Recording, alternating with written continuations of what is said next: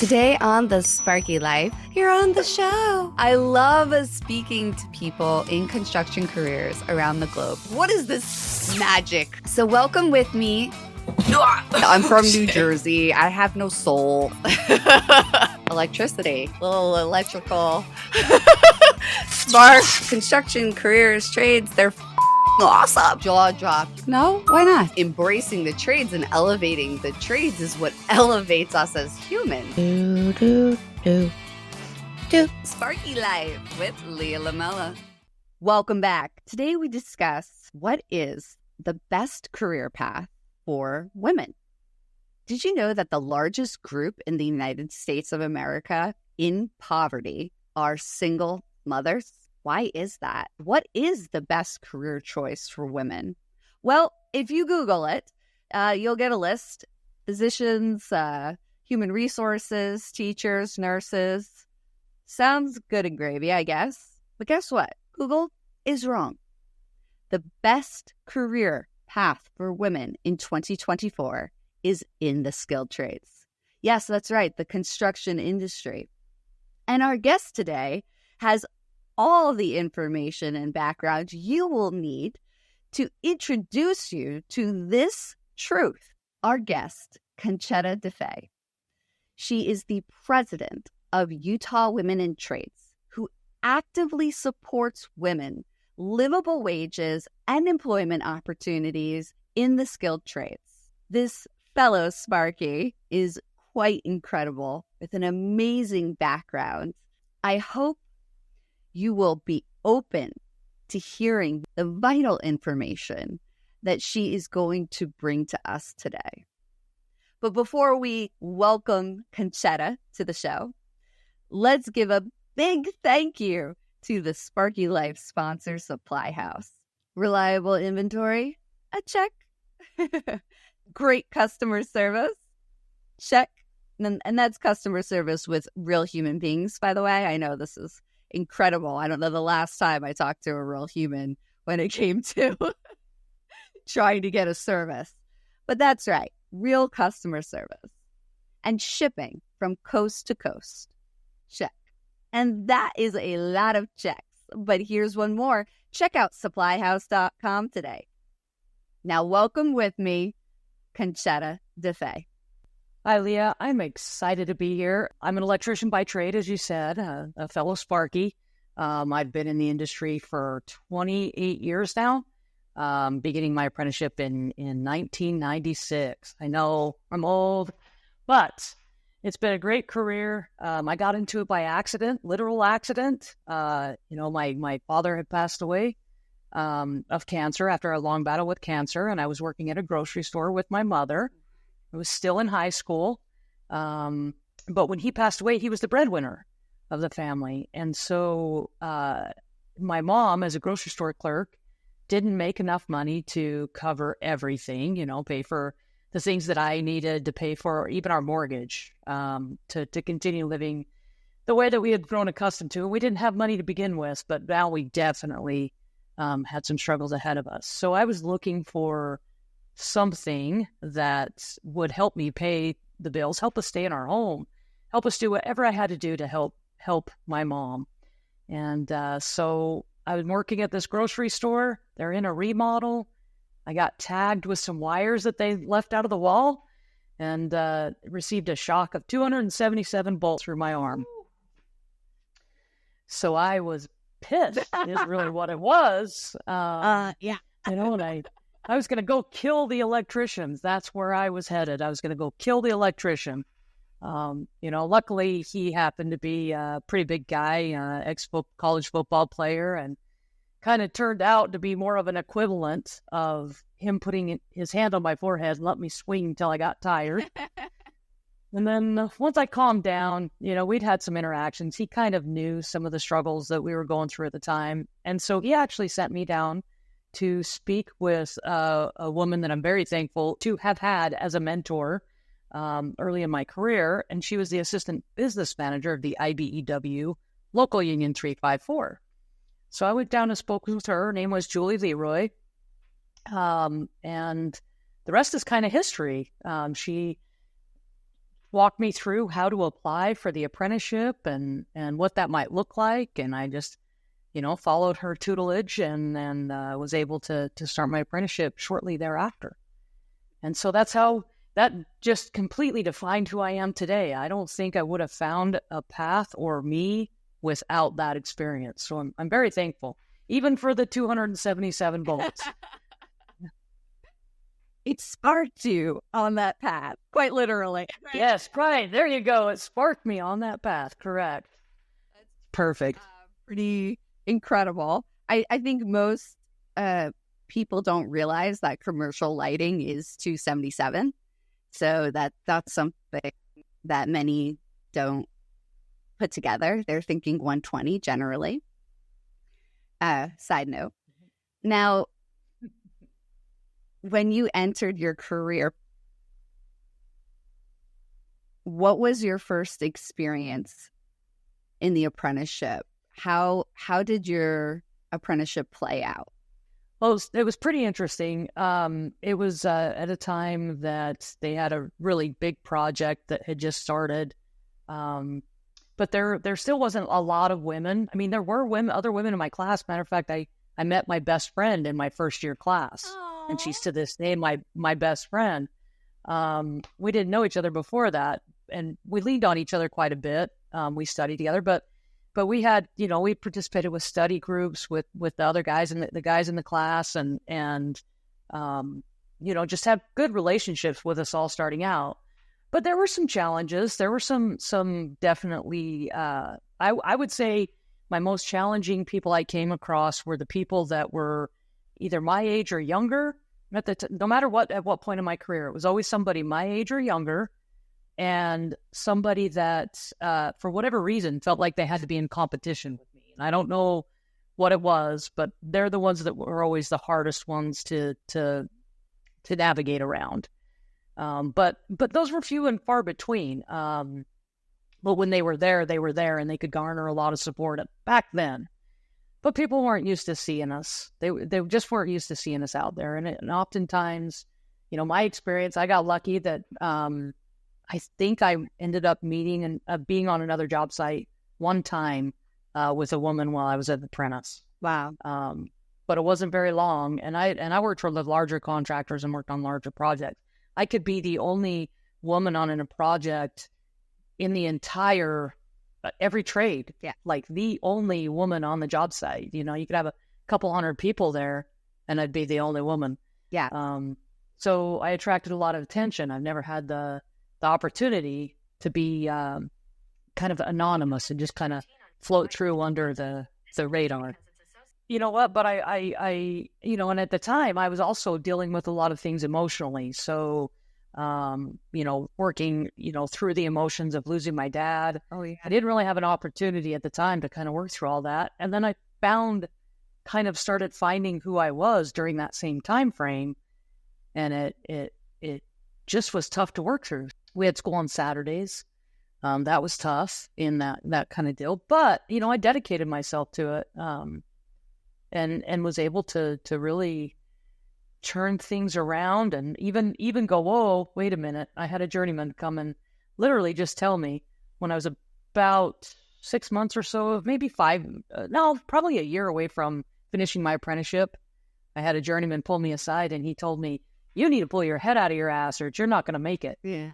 And, I value that advice because that was my turning point. And I'm like, if that guy says I've got to straighten my shit out, then I really must have a problem. So I had to make some changes in my life and did that and just really invested in myself and my craft, and then learned from the people who brought me up. I had incredible mentors, both other apprentices in the apprenticeship, but I also had wonderful journey workers. I never had a journey worker.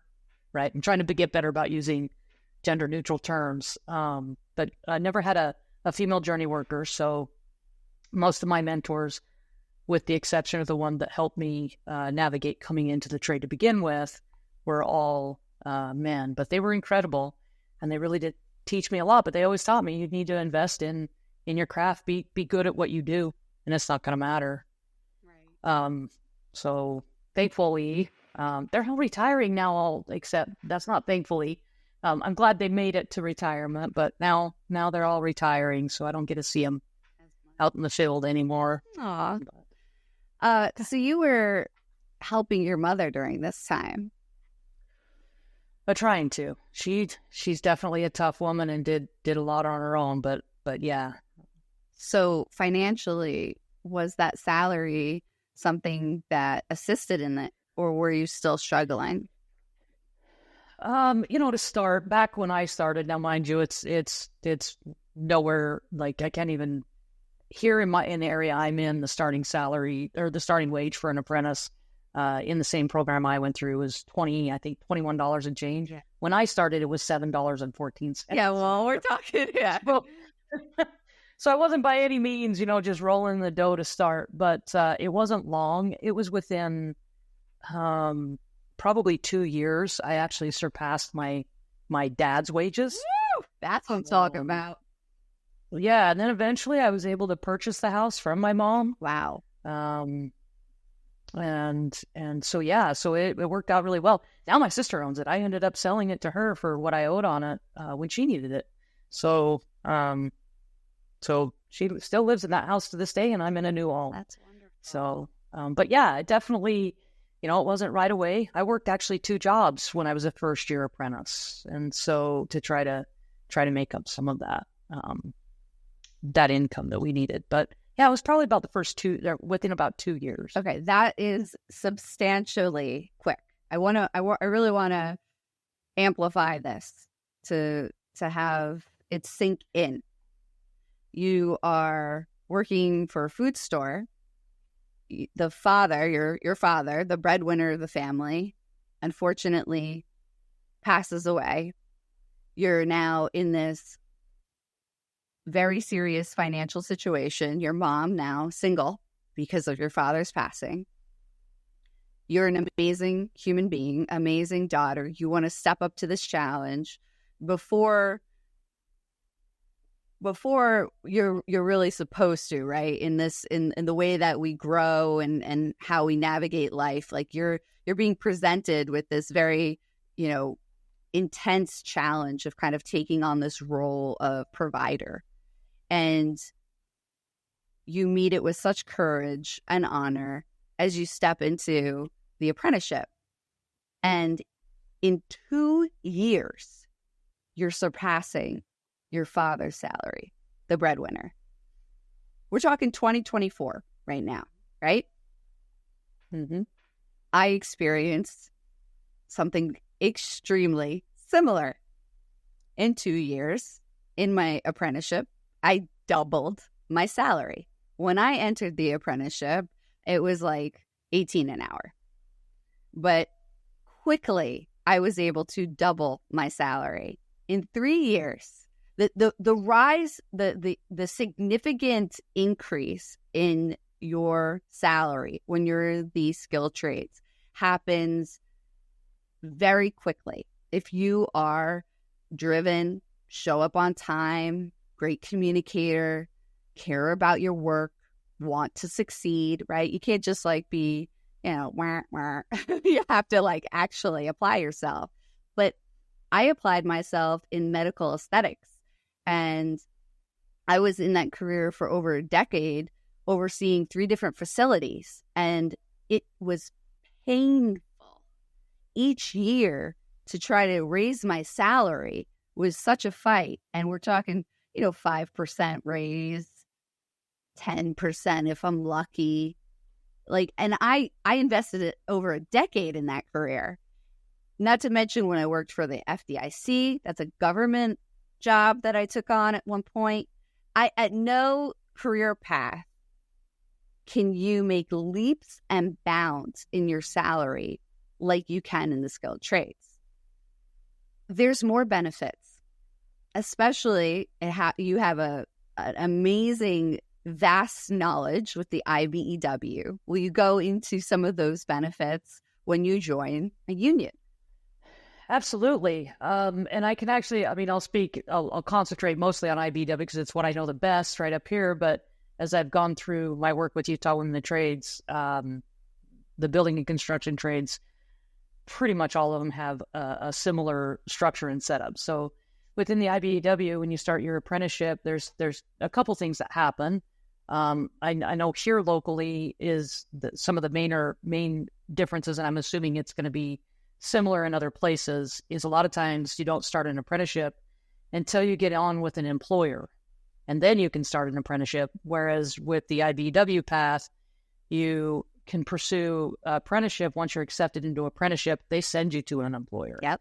So it's earn while you learn, right? So they send you to an employer, they get you, squared away there. And then your health insurance will typically kick in, and it's employer paid, 100% employer paid here under the IBEW contract. And in most areas, it's the same. So your health insurance is 100% employer paid on top of your wages. Usually within the first year, you start to collect some sort of retirement account. And then here we have, so it's going to be depending on the jurisdiction you're in, but here in Utah, we have we have 3 pensions and an annuity account. 3 3 pensions and an annuity. I got to go to Utah.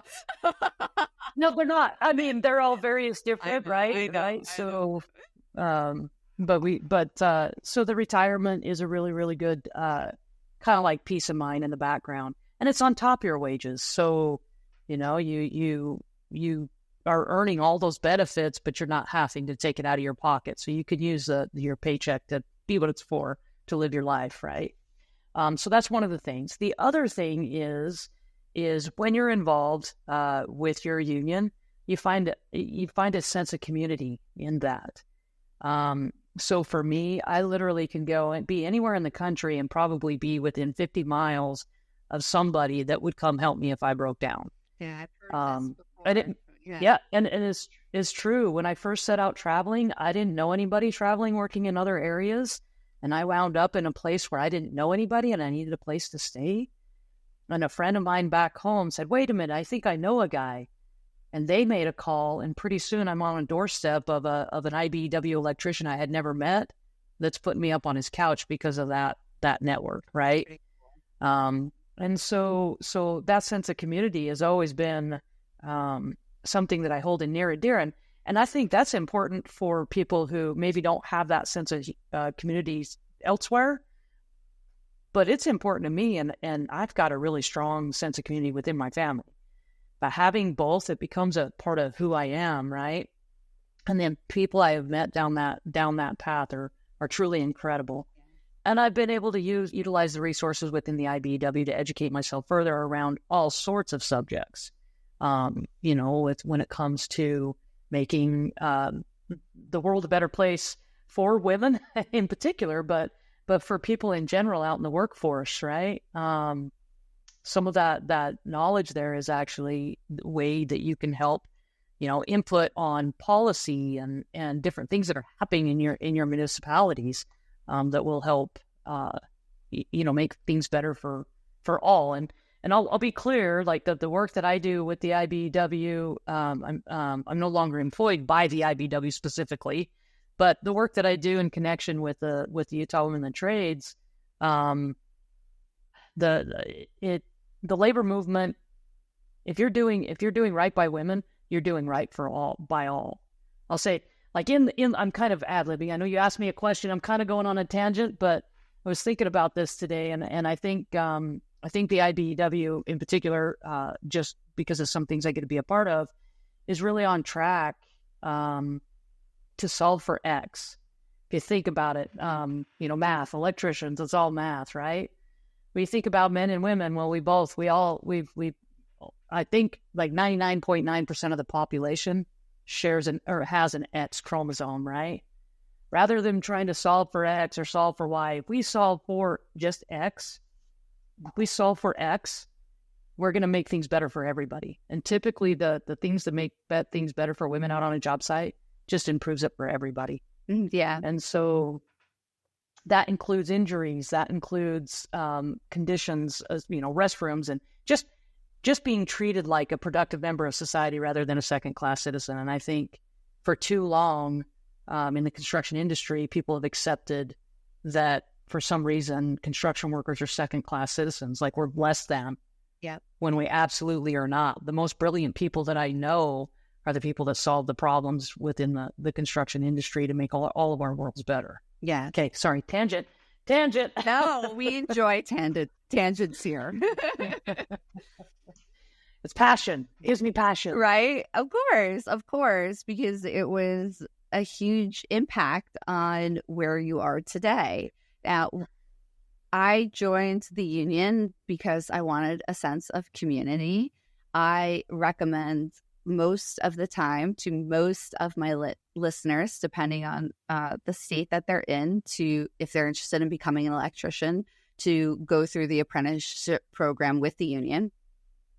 I am currently non-union, but you always have the opportunity to return to the union if you so choose. And there's a reason why I recommend going through a union apprenticeship and then making the decision if you want to continue to stay in the union or go non-union, whatever works for you.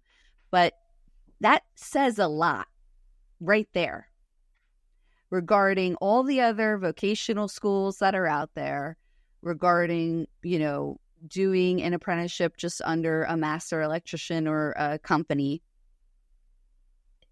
It should tell you a lot that is something I am passionate about, directing budding Sparkies. We take a quick break to hear from our fabulous sponsor, Supply House. Save time when you shop online with SupplyHouse.com. SupplyHouse.com gives you that online convenience of being able to shop from anywhere. The website's super easy to use, no digging through shelves looking for the right parts. Really great inventory too. They've got all the top brands in stock and ready to roll. And even though they're an online company, they give you that brick and mortar kind of service. When you call in, you talk to a real person and everyone is super helpful. Are you a pro? You can be a part of the Trade Masters program like me. Join their free Trade Masters program for discounts on every order. Learn more about being a Trade Master at supplyhouse.com/T-M and shop for your next electrical job at supplyhouse.com. Now let's get back to our episode. I think that women aren't introduced to this as a career path. And I know that if I would have known this was an option for me when I was younger, I would have definitely taken this on much sooner in life. I can't understand why it's not introduced to women as a career path. And one of the things that Utah Women in Trades does is expose women to the fact that this is a viable career path for you. So first, why do you think it's not introduced to women? And how have Utah Women in Trades found ways to introduce it to women?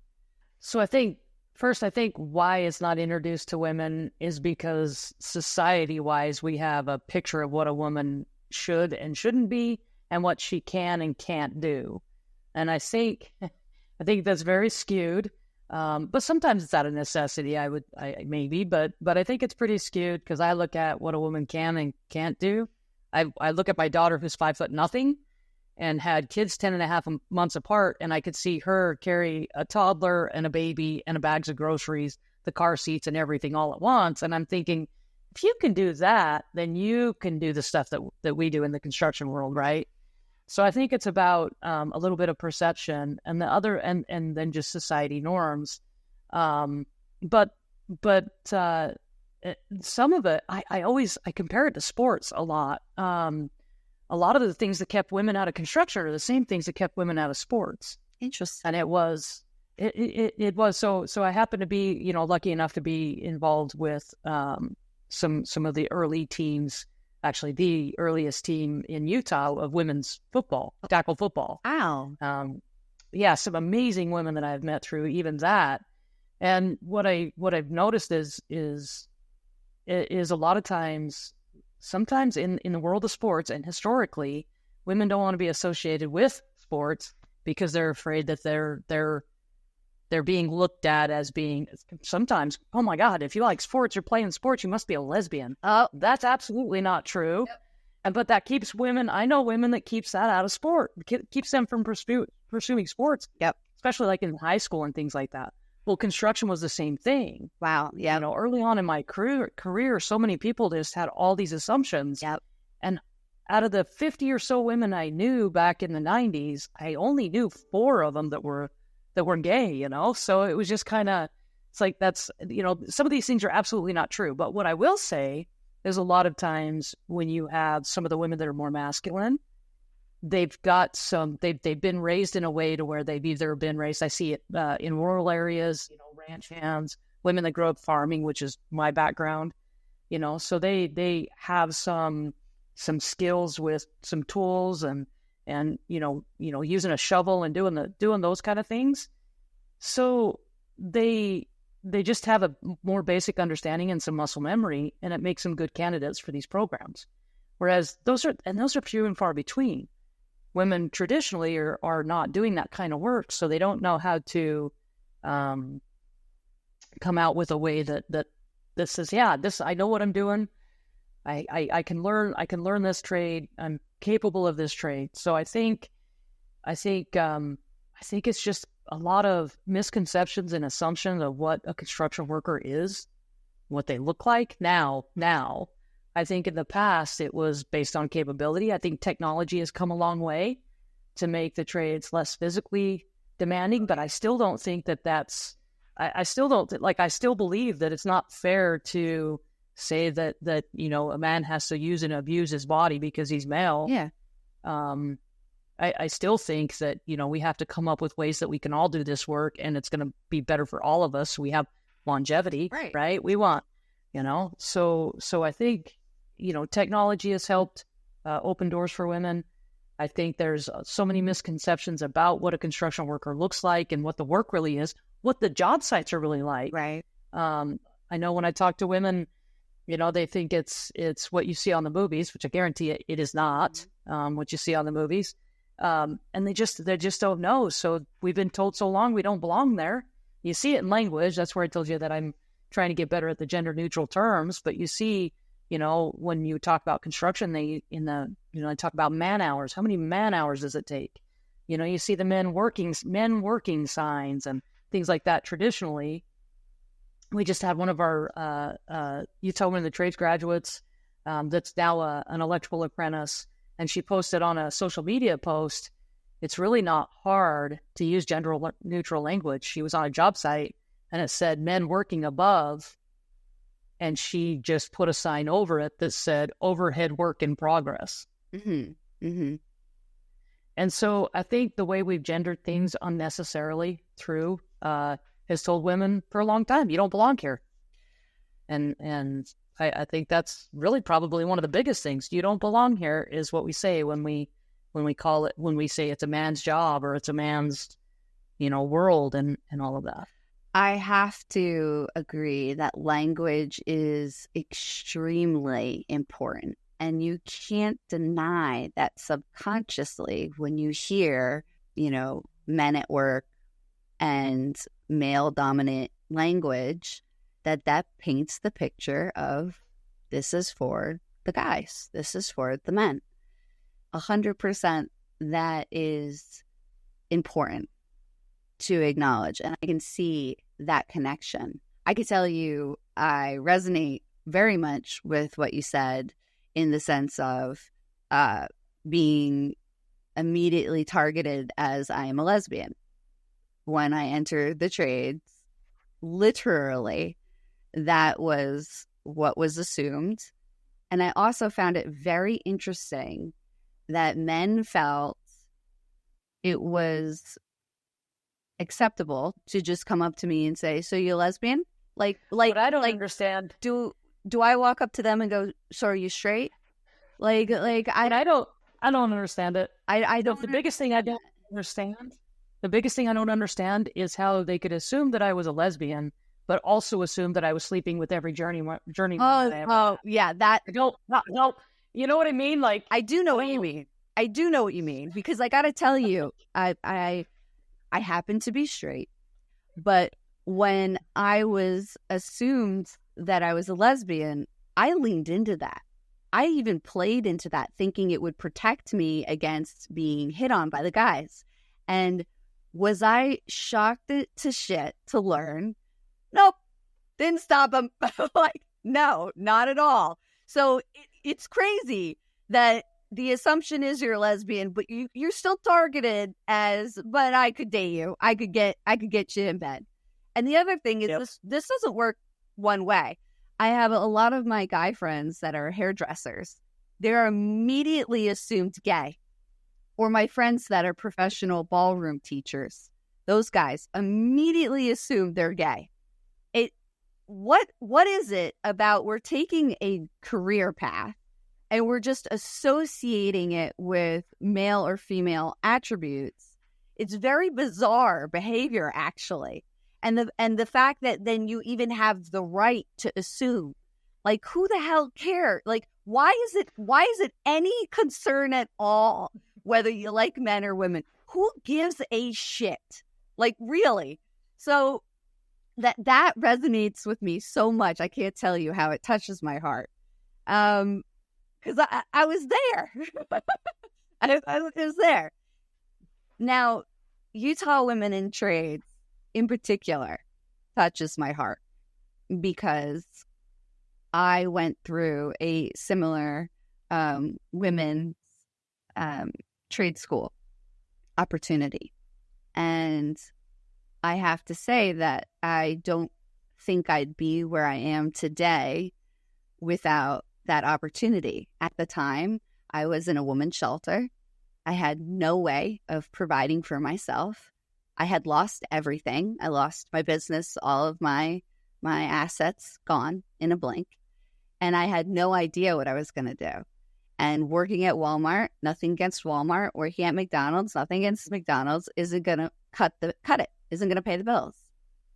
And if I didn't have that support, that opportunity to step into the skilled trades, I would have never been able to come back financially in such a short period of time if it wasn't for that opportunity. So can you go into a little bit about Utah Women in Trades and how do they provide support and how they open doors for women in particular? Yeah, so we were fortunate enough to recently receive a grant through a municipality, the Salt Lake County here, to help us launch a pre-apprenticeship program.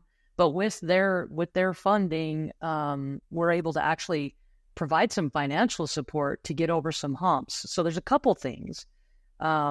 Is one, we specifically work with women who are 200% and below the federal poverty guideline. We have some others in our program, but when we're talking about the women that are living in a shelter or unsheltered altogether, right, or even coming out of the prison, right, and things like that. And so we work with just the gamut. If women are people, so people in life happens with them, right? So navigating them each through their things. So we have single moms that have come out of horrible situations and are trying to get on their feet and take care of their children. And in some cases, we have mothers that are trying to get on their feet so they can get their children back. And so I think the work that we've been able to do is show them, is give hope. That's number one, is what that program is. What I've seen across the board, it gives hope. Even for the women who maybe don't go down the path of a trade, they know what's possible. They get a chance to know that, they work with tools a little bit out there, and they get to know that they not only can, but should be looking at how they can be more self-sustaining and not have to depend on a lot of things. But for the ones that do choose the trade path, we're able to navigate them over their benefit cliff, right? So if you have somebody that's coming and they're on some sort of government aid or or something like that, just so they can eat or take care of their kids or pay their rent or whatever that aid might be. There's all sorts of different ones. With these programs, we can actually map out their next sometimes 5 years based on these are the wages and benefits you're going to collect. Right. This is when they're going to kick in. So as soon as we get you in that apprenticeship program, we can actually teach them the financial education part of it to navigate over those benefit clips so they don't hit that. There's so many people that when they can't make it past that. Yeah. Their family and themselves. And so they just kind of stay right below this threshold. That because if you get past it, you're done for. You're right back into that pit of despair, we'll say. Right. The pit of despair, right? And so with the Utah Women in Trades program, and just so you know, the curriculum we use is actually through Trades Futures, which is an apprentice readiness curriculum. And we use that, and then we add local resources, and then the resources from our partners to bring around the hands-on stuff, and then the full, pre-apprenticeship experience. But the financial literacy component of that Trades Futures, when it's taught through the eyes of a construction worker, we're able to say, okay, now we also want to navigate what happens in the construction industry and make sure that you're prepared for the bumps and the ups and downs of the construction industry. So I think our program is able to take these situations and sometimes it's, people feel like it's too good to be true. Yeah. But when you have everything in writing, here it is. Yeah. If you choose this program, this is what's going to go. If you decide to be an electrician and you're accepted into that apprenticeship program, then this is what your wage will be when you start. And then as long as you go to work, the likelihood is that you're going to come out in, 4 to 5 years at this wage, and all of this stuff, this won't be a thing anymore. You'll have the resources you need to navigate the rest of those obstacles that might be in your way. And I see it. We have moms out there that now they're just out there. It's changed their whole persona of who they are. Yeah. They get to sit up straight and hold their heads up high and get to show, they're going to their kids' career days and saying, this is what it looks like to be, an iron worker or an electrician or a sheet metal worker. And so even that is perpetuating what a construction worker looks like now, right? Right. We're changing an industry a little bit at a time. And that's, it's to me, that's pretty phenomenal. And it's the same with somebody, even if they don't have kids, but they came on to however they ended up in whatever situation they are, how they got in their rut, and they've never been able to find a way out. And really, they can do that in the trades. They can find a way out, and we see that. It's direction. It's not a job. It's not a career. It's a whole way of life, and you have a whole bunch of friends out there that'll do it with you. Yes, definitely. The financial freedom that the skilled trades brings is just incredible. Absolutely incredible. And I know students personally in the program, and from when they entered the program to where they are now, the self-confidence, the joy, how much she's learned, the friendships she's forming. It's incredible. It's such a beautiful thing to watch and see. You're changing lives. You're changing lives in such an incredible way. Bringing somebody who is really struggling and you lose your shit, I'm going to lose my shit. We're all just going to be all over the place here.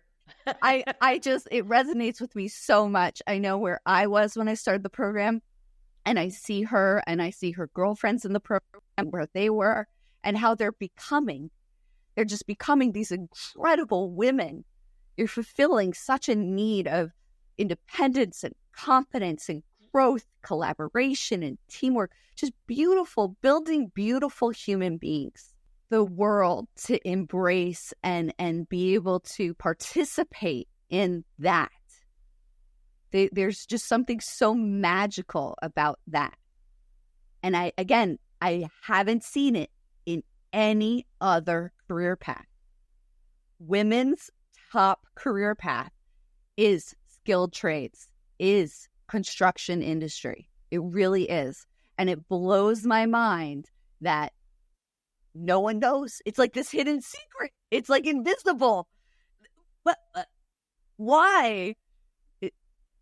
But you know what? It's not just, I think it's invisible to more than just women. Yes. I think true. A lot of people, it's just an invisible, like they go through a world, but maybe never curious about, wow, how do we have this building here? How did it come to be? Who are the people that built it? I don't know. Who built our civilization? You're dead right. You're totally right. You're totally right. You've had this incredible career. You have touched so many lives. You have helped build a community of caring, impactful human beings and elevated your state, everyone you touch. What tool is in your tool belt? What is something that you carried with you that helped you get to this point in life? I think for me, there's two things. One is really investing in my skill, right? My personal growth, my soft skills, my hard skills, becoming a really a good crafts person has garnered me a lot of respect out in the field.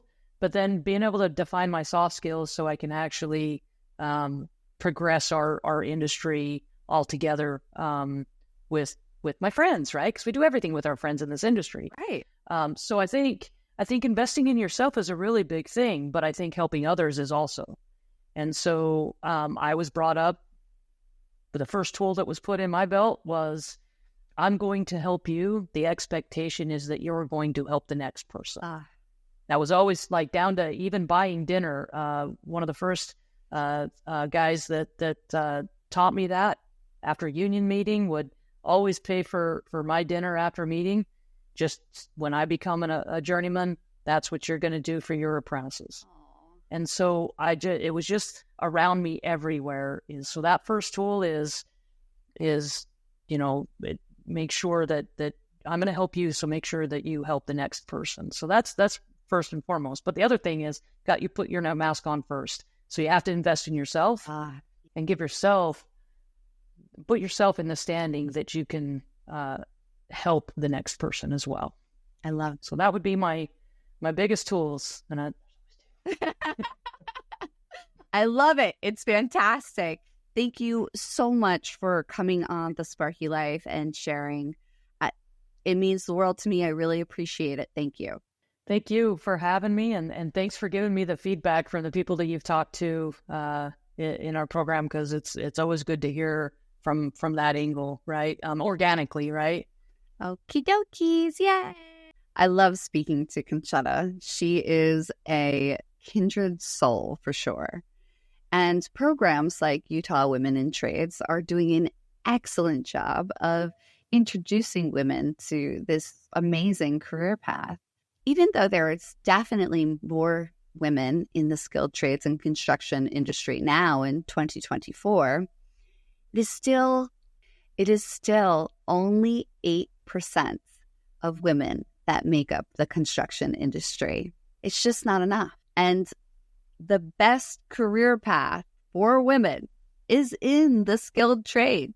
As a woman in the skilled trades and construction industry, you're going to be far more likely to get the same pay as your male counterparts. Right now, with the labor deficit, the opportunities are through the roof for you to get employment and be able to excel quickly within the skilled trade path that you choose. It provides you independence, financial freedom, the self-confidence that comes along with using your hands and your mind to build something, to elevate your community.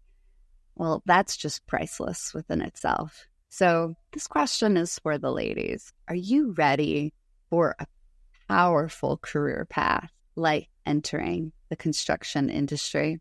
Do you think it's right for you?